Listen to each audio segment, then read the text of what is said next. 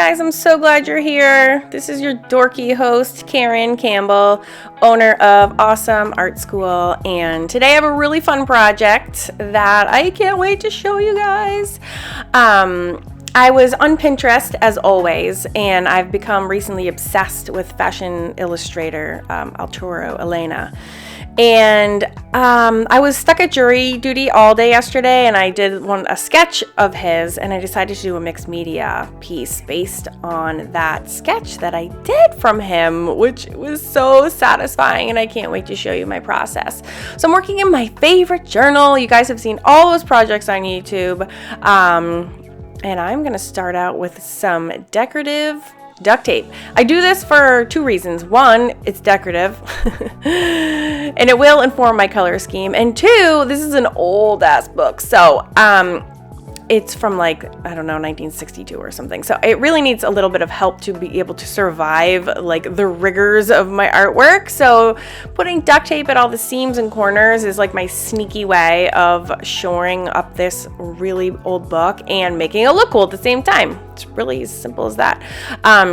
I recently went to this antique store and I got a couple of really old vintage books, which clearly I have like a vintage problem, but they're just satisfying. They rip out like butter and they just glue magically, and a little part of me feels bad, but then a big part of me is like, let's play. So here I have with my matte medium from Liquitex, and it's my favorite under the paint glue because it's designed to correspond with your acrylic paint. So as soon as it's dry, you're ready for the next step. In this case, it's going to be my washi tape. And I don't know, she's just so long. All of Alturo Elena's girls are long and lean. He's a self-taught Spanish artist. He's amazing. You guys need to look him up right now. And I just was inspired by like, you know, the length of all of his figures. Clearly even the spatula I'm using is also long and lean. Are you sensing a theme? I have no idea. This is why I'm using this. I don't think I've ever even used it before. This is a perfect example of how I work, which is I literally grab whatever stupid instrument is closest to me and I just pretend this is the only thing you have in the world, and you just have to suck it up and use it, and that's exactly what I do. All good mixed media projects would not be complete without some stenciling, so I'm using this simple polka dot stencil to smack some Liquitex basics in black around the edges, like so, like a frame, really. It's like a frame. All right, so there is my sketch, and I'm using my what? For those who follow me know exactly what tool I'm using right now. My black Stabilo, yep. Not sorry one bit. The reason I always go to this utensil is because it writes over literally everything. It says right on the pencil, Scrabble, and it writes on glass and metal and even thickly coated journal pages, which are, you know, already have, let's see, 4 layers on them of gunk. And so this just smoothly writes over all of them. Danger, danger, it does activate like crazy. Even that's just my spit, actually. To be honest, it's my spit. I couldn't find my baby wipes, so I was using a tissue instead with the good old-fashioned saliva. But that's how water soluble this is, okay? Activate it with whatever your closest liquid is, and it will just simply rub away. So that's good because you can kind of erase too. Just be wary. I've had a couple of people that follow me on YouTube reach out and say, oh my god, you know, I've been following you and I tried your Stabilo technique, and when I added the Mod Podge or whatever, it smeared like crazy. So it does smear like crazy. So you have to be a little bit conscious of like how heavy-handed you are when you use it. So I actually use it pretty lightly. And if you've put down, like if you're heavy-handed and you really lay down like a solid chunk of it while you're drawing, it is going to react like crazy. So just FYI, please keep that in the back of your mind. I don't want to be responsible for your upsetness over the Stabilo. So this is just white gesso, and I put some on a plate and I am mooshing it all around because I'm going to paint on top of it some skin color. And see, it totally reacted with my Stabilo. That's why it turned all gray. But again, I don't really care that much because I'm going to paint on top of it. And for me, it's kind of like meh, like it's just like auto shading basically, and I just make it work. But the reason I I gesso down is because it means I can do fewer of the flesh tones on top of it. I decided to take my chubby Stabilo in like a skin tone and just kind of like scrub on some skin tone. I don't know, just for like no reason at all. I just felt like it. I know it would react as well. I did a video the other day on my chubby Stabilos, and it's just like the black one, but they're chubby. And I don't know what it's doing under that paint, but oh, there's Zoe. But anyways, I just felt like it, so I put it on. You don't need to do that if you don't want to. And this is, I think it's Ivory and Ceramco, which is just like a cheap craft paint, but they make awesome skin colors, and I'm super lazy, so it's just kind of easier for everybody if we just skip right to the skin tones. I'm redefining her features with my Stabilo because I sort of got lost. See, spit again, or I don't know, my sweaty finger, I guess, smudged it, but you know, it's all going to go away once we add our layers and everything. So I don't sweat any of that stuff because it just kind of has a way of working itself on in there.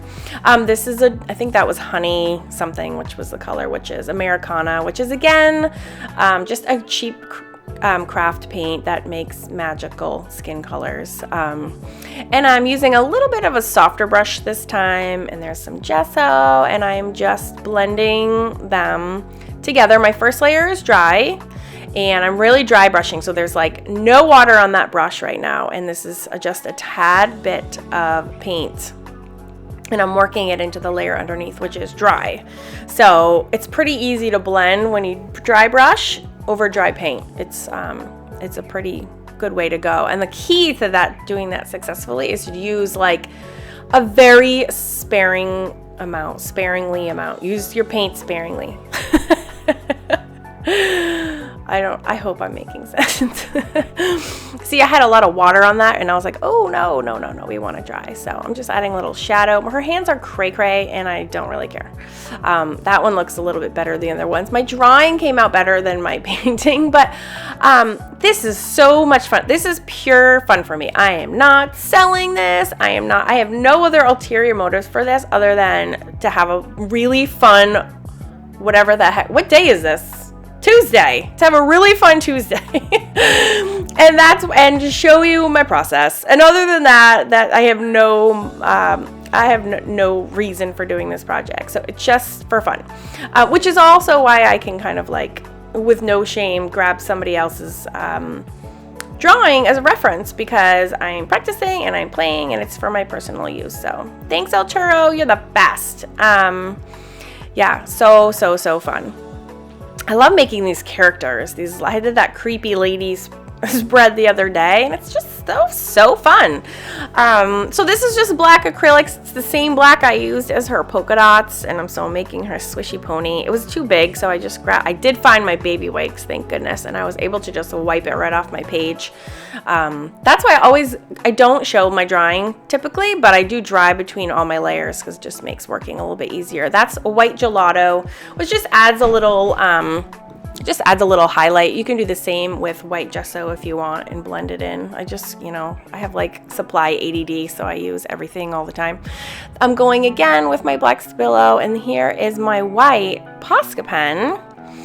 And you'll see what happens later.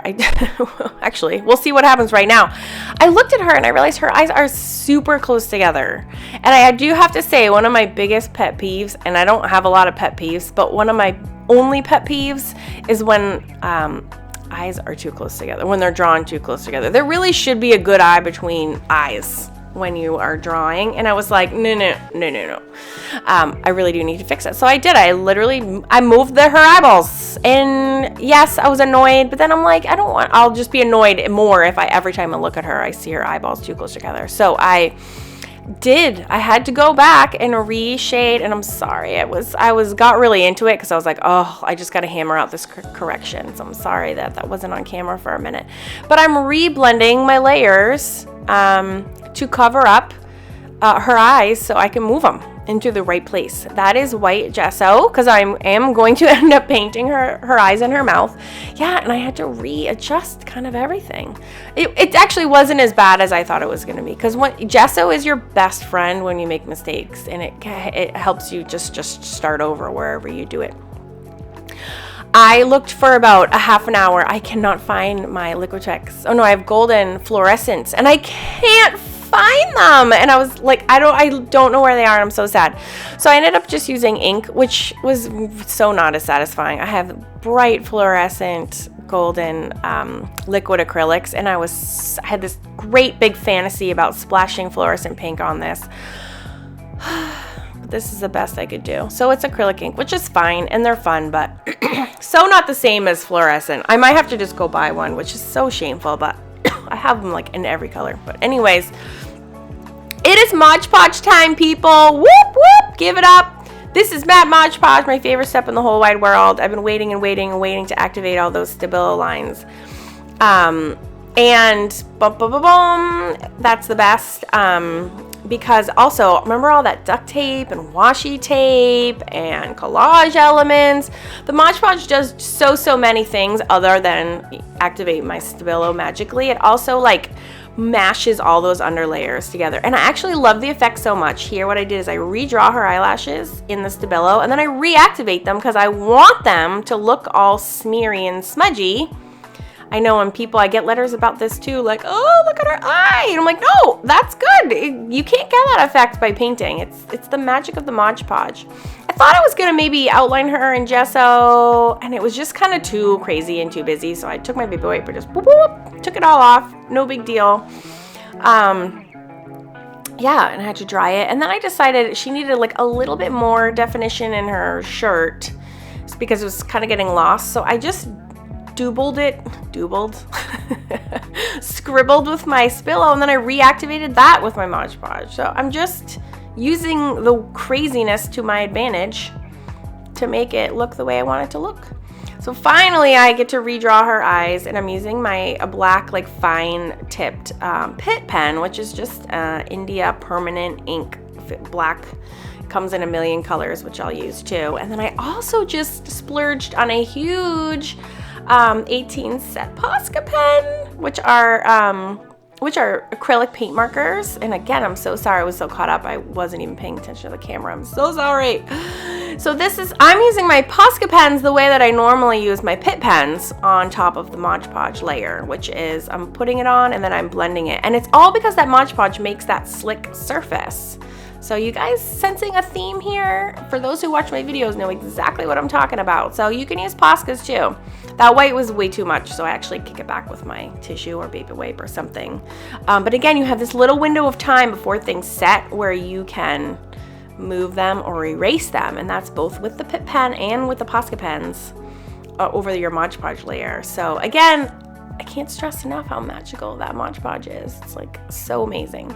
So I'm taking my Pitt pen, which is the kind of a color that coordinates with my unsatisfying magenta drippies I have coming from the top. And yeah, and then I splurged on some other white opaque, which that's the Signa Uniballs, which I've always wanted. I finally got some, and they're just basically like a mini white water-based Sharpie or mini white Posca pen, which is kind of nice. So I'm just then switching to my white Posca to draw this awesome cigarette. You might have seen me, I was holding up a paintbrush, and I was gonna maybe have her holding a paintbrush, but you know, it just wasn't working out as awesomely as the cigarette. So fast, little plumes of smoke, little highlights here and there, doodle day, doodle dee, and that's like my favorite part.